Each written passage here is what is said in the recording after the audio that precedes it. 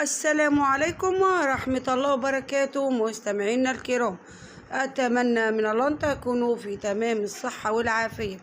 لو أول مرة بتتابعونا على القناة من فضلك اشترك في القناة وفعل زر الجرس ليصلك كل جديد. إليكم نشرة أخبار مصر اليوم. العناوين: بسبب بالغ سابق القبض على المتهمين بالتعدي على منزل محامي بالمنيا. غدا نظر محاكمة سمسار فيصل المتهم بتهديد طبيبة. 27 يونيو نظر استئناف الطعن على انهاء دعوى إفلاس المتحدة للصيدلية بعد الحكم باعتماد إعادة الهيكلة. حبس أب 6 أشهر وكفالة 1000 جنيه بتهمة التعدي على نجله بالضرب في الشيخ زايد. حالة المتهمين في واقعة مشاجرة مستشفى سيدي بشر الملكي بالإسكندرية للمحكمة وتحديد 21 يونيو لأول الجلسات. بلاغ سطو مسلح بمصنع ألبان يكشف عصابة أجنبية لتهريب هواتف آيفون داخل صفائح جبنة بالقطامية. حبس عنصر جنائي بتهمة التعدي بالضرب على فتاة والاصطدام بسيارة سيدة عمدا في الجيزة. وزير العدل يفتح أول مكتب متخصص للمساعدة القانونية الأسرية للأجانب بالعاصمة الجديدة. اتكلم في اللجنة وحاول يغش. مدرس يتهم زميله بضرب نجله خلال الامتحان بمجمع معاهد مدينة نصر الأزهري. مدفع RPG وأسلحة متعددة التحقيق مع 25 مجرما بتهمة التنقيب عن الذهب بقنا. شقيق كروان مشاكل بعد القبض على بطاطا، قلت له ما تقعدش معانا في البيت وعورنا بسلاح أبيض. النيابة العامة ووزارة الاتصالات تنظم برنامج تدريبات متخصصة حول الذكاء الاصطناعي التوليدي بسبب بلاغ سابق القبض على المتهمين بالتعدي على منزل محامي بالمنيا. إليكم التفاصيل.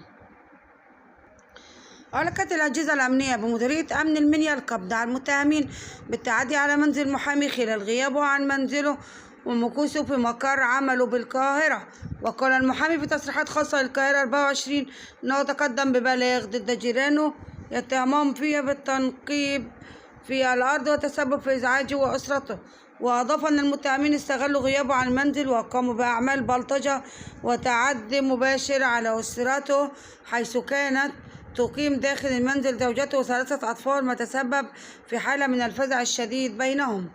وأضاف أنه قدم بلاغا بالواقعة وعلى الفور تحركت قوات أمنية من مركز شرطة أبو قرقاس بالمنيا وتمكنت من ضبط المتهمين خلال وقت قصير من الواقعة.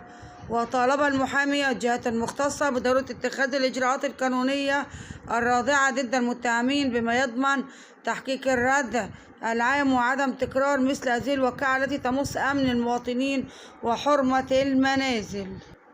حبس أب 6 أشهر وكفالة 1000 جنيه بتهمة التعدي على نجله بالضرب في الشيخ زايد. قضت محكمة جناح أول الشيخ زايد بحبس أب لمدة 6 أشهر مع كفالة 1000 جنيه باتهامه بالتعدي على نجله بالضرب، وذلك على خلفية الدعوى المقامة من الشاب باسم السيد والتي حملت رقم 1182 سنة 2026 جناح أول الشيخ زايد.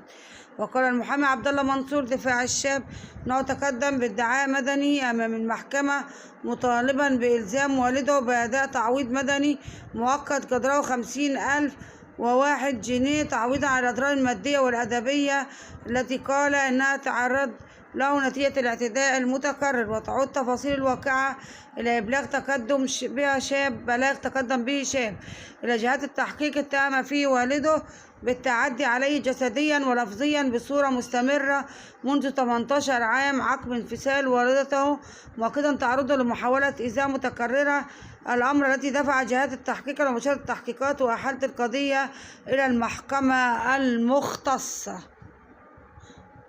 حبس عنصر جنائي بتهمة التعدي بالضرب على فتاة والاصطدام بسيارة سيدة عمدا في الجيزة.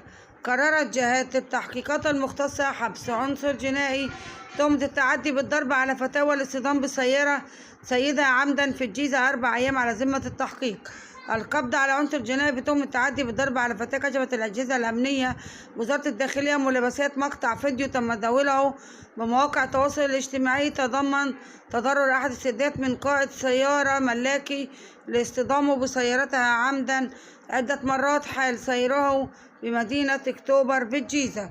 بالفحص تبين أنه بتاريخ 9 جاري تبلغ قسم الشرطة أول أكتوبر عن موظفة مقيمة بدائرة القسم بأنه حال سيره بسيارته الملاكي بدائرة القسم فوجئت بأحد الأشخاص يتعدى بالضرب على فتاة داخل سيارتها، وحال محاولة تصويره ولدى رؤيته لها اصطدم بسيارتها عمدا عدة مرات مما تسبب في إحداث تلقيات بسيارتها ولذ بالهرب. وأمكن تحديد وضبط السيارة المشار إليها وقائدها عنصر جنائي مقيم بدائرة مركز شرطة نجع حمادي وحوزته بندقية خرطوش كمية من مخدر الحشيش. وبمواجهته أقر بحدوث مشادة كان بينه وبين نجل شقيقته مقيمة بذات الدائرة أبان استقلالها السيارة معه حيث تعدى عليها بالضرب بخلافات عائلية، وحال ملاحظته قيام الشركية بتصويرها قام بارتكاب الواقعة على النحو المشار إليه. حالة المتهمين في واقعة مشاجرة مستشفى سيدي بشر الملكي بالإسكندرية المحاكمة وتحديد 21 يونيو لأولى الجلسات. قررت جهة التحقيق إحالة المتهمين في واقعة المشاجرة التي شهدها محيط مستشفى سيدي بشر الملكي شرقي الإسكندرية للمحكمة على خلفية اتهامهم بالبلطجة وترويع الآمنين وحيازة أسلحة بيضاء مع تحديد جلسة 21 يونيو لنظر أولى الجلسات.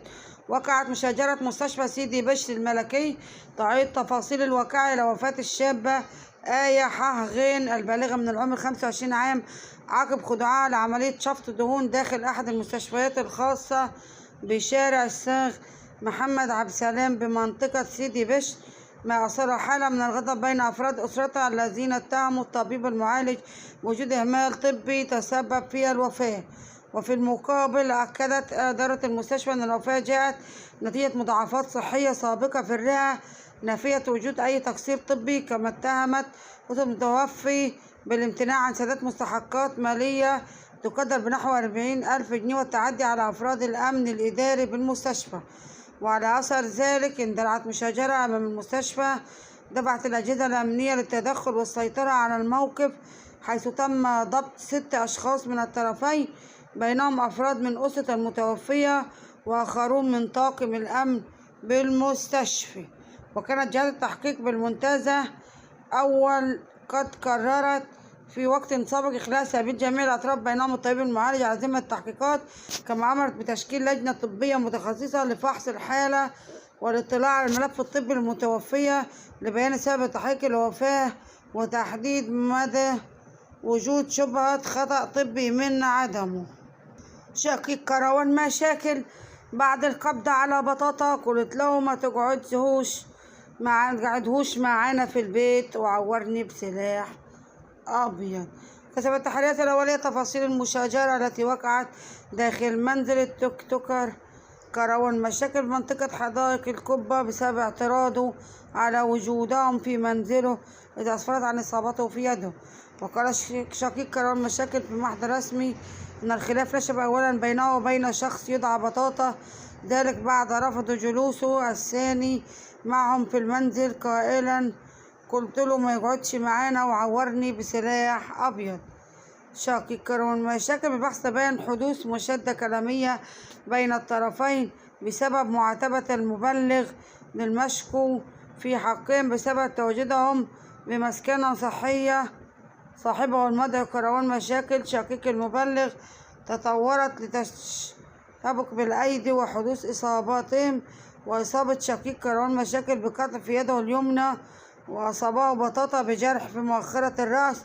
وأن المبلغ شقيق كروان مشاكل وقال أنهم تقريبا مقيمين في البيت بسبب لايفات كروان المستمرة عبر الساعة. وألقت الأجهزة الأمنية القبض على شخصين يدعيان بطاطا وفارس من أصدقاء البلوجر المعروف بكروان مشاكل على خلفية التهمين بالتعدي على شقيقه داخل منزله بمنطقة حدائق القبة بسبب اعتراضه على تواجدهم في منزله، حيث أسفر عن إصابته في يده.